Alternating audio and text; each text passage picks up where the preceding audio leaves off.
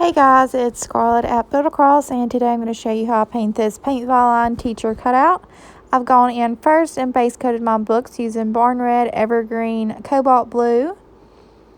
And I'm going to go in next and I'm going to paint my banner in the color Cotton.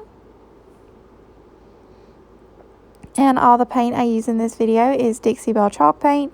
And you can purchase the paint, brushes, and cutout I'm using all on buildacross.com. Now that everything's dry, I'm going to go in with my Sharpie brushstroke marker and do some hand lettering on my banner. If you're more comfortable, you could go in with vinyl or paint, but I find this marker is easiest. I'm also going to use this Sharpie marker to go in and outline all of my books. And then I'm going to highlight my lettering with the number 4 round and cotton, and then highlight my books and the rest of my cutout. And then I'm going to go in with a little bit of Savannah Mist and highlight my banner. And then that'll complete my project. So I hope you guys enjoy this video and have a great day.